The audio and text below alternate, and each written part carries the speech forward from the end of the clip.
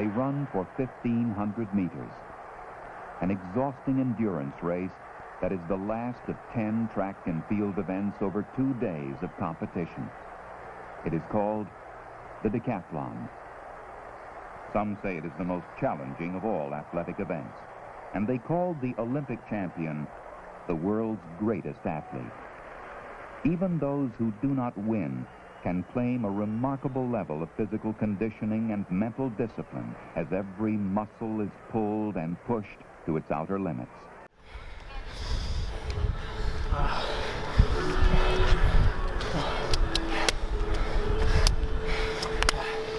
So cottonmouth? Yeah.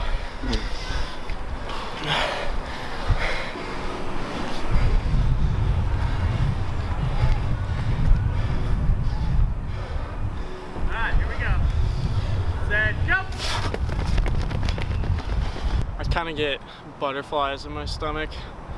I just think about like the agony that comes with like, it's not really the events themselves, it's like waiting for the event.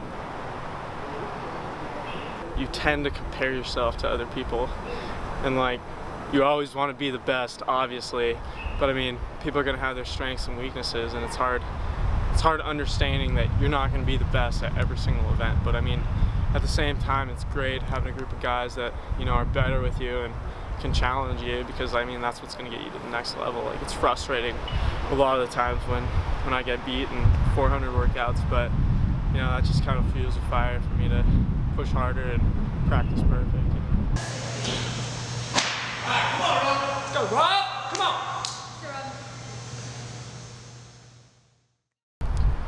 My gut reaction is the reaction I get during the 1500, and just pain, but at the same time pride, because of like being able to finish it. Being able to be a decathlete, because not many people can do it. It's probably my favorite thing and the most frustrating thing, because you can't be good at every event. I mean, I guess you can be if you're Ashton Eaton, but like you can't be the best at every event, and you have to, you know, look at yourself and find your strengths and weaknesses and be comfortable with those weaknesses.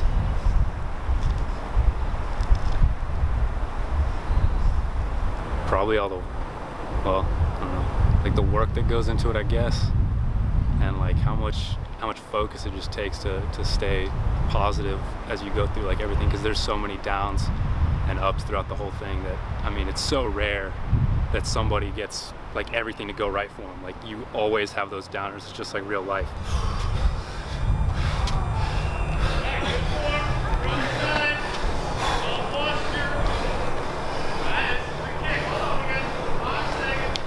Oh, 5 seconds.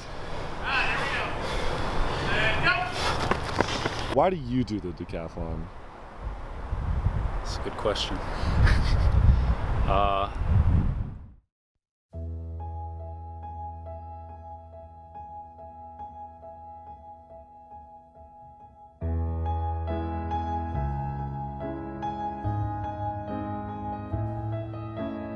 One of, if you're not the world's greatest athlete, I would argue it is one of the more challenging things that you have to do, because it does last 2 days, and you have to deal with the elements, you have to deal with the other competitors, you have to deal with the pressures of trying to do that. And I would just want them to appreciate how challenging and difficult that it is.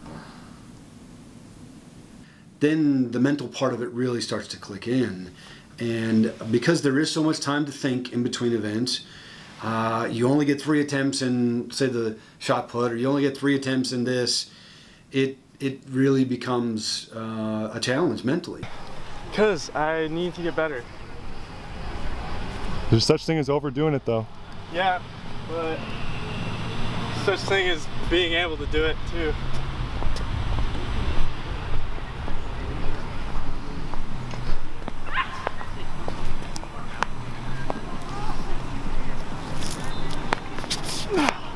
There it is. There it is. Day one starts with 100-meter dash and long jump, shot put, high jump, and with the 400. Day two starts with 110 hurdles. Then we go to discus, and then pole vault, javelin, and then 1500.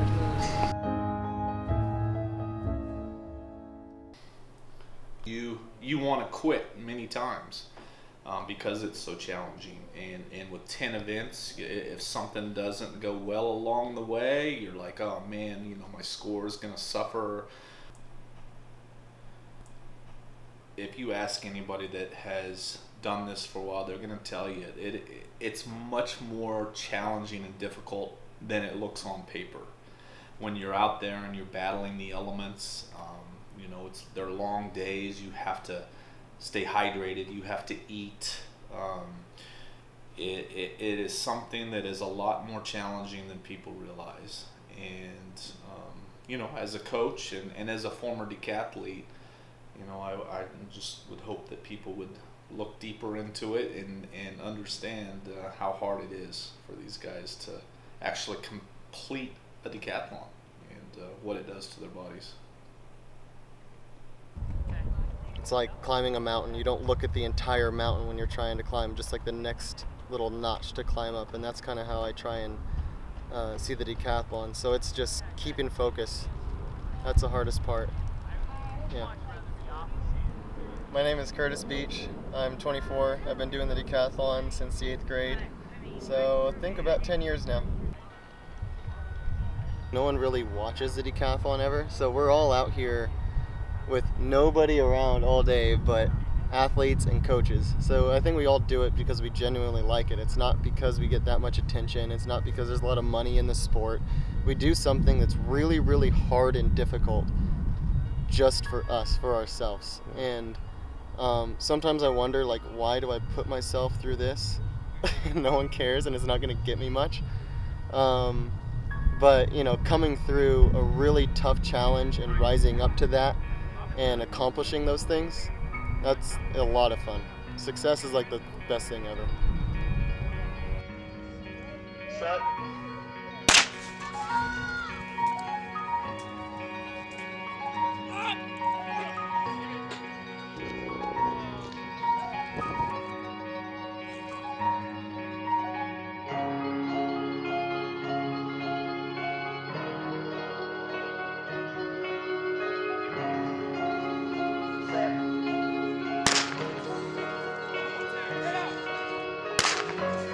Come on, Rob, get out! Get out, Rob!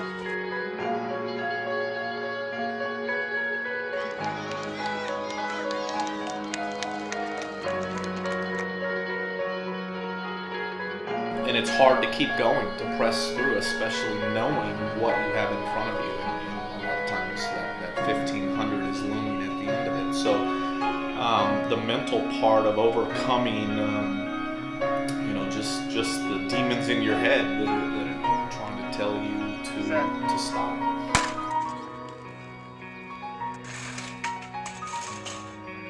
Set.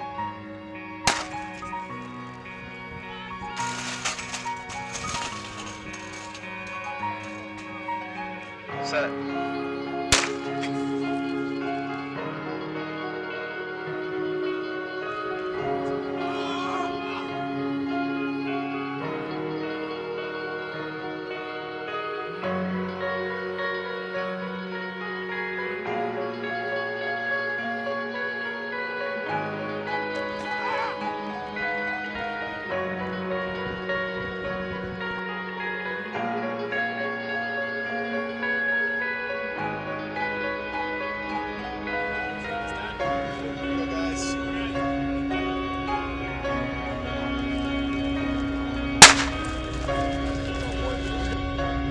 Like you go through the scenarios in your head where you don't have to finish the decathlon, and it's just so enticing to not do it, but you just got to push through it. And you know, you just got to remember, at the end you're going to feel a million times better than you would have had you not finished it and maybe escaped the pain of the 1500.